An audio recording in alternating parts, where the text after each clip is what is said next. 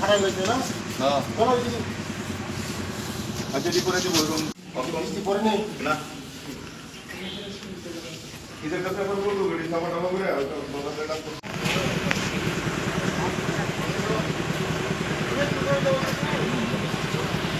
সিপিএমরা বলে যে ত্রিপুরা উন্নয়ন হয় নাই।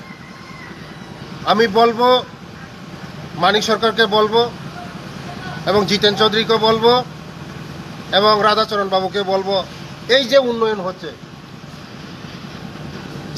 হচ্ছে বিগত 35 বছর আপনারা কি করছেন? শুধু আপনারা বলেন উন্নয়ন উন্নয়ন উন্নয়ন উন্নয়ন কি হয়েছে? আমরা আসার পরে, আমাদের সরকার আসার পরে আমাদের ফুল লেন হচ্ছে, ন্যাশনাল হাইওয়ে হচ্ছে। আপনাদের সরকার 35 বছর ছিল, আপনারা তো এই জিনিসগুলি করতে পারেন নাই।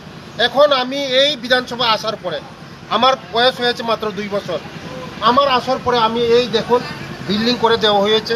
এটাই কি বলে উন্নয়ন? আপনাদের চোখের মধ্যে ছানি পড়ে গেছে, তার জন্য আপনারা দেখেন না।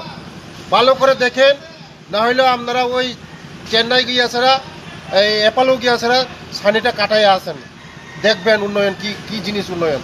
তার জন্য আমি মানিক সরকারকে বলছি, চ্যালেঞ্জ দিয়ে বলছি, 35 বছর যে জিনিসটা আপনারা করতে পারেন না, এই জিনিস আমরা আমাদের রাজ্যের জনপ্রিয় মুখ্যমন্ত্রী প্রফেসর ডক্টর মানিক স্যারের নেতৃত্বে যে সরকার চলছে, 10 গুণ 100 গুণ হয়েছে, উন্নত ডেভেলপমেন্ট হয়েছে।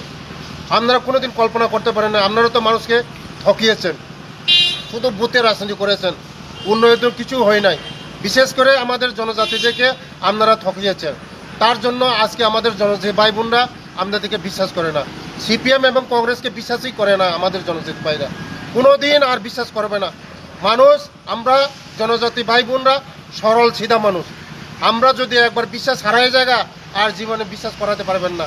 তার জন্য আমি বলি, আপনারা জীবনে এই পৃথিবীতে আর এই ত্রিপুরা যে আসতে পারবে না, শুদ্ধ চিলাচিলি করবেন না, আল্লাহ ফাল্লাফি করবেন না, কোনো কাম হবে না। ধন্যবাদ।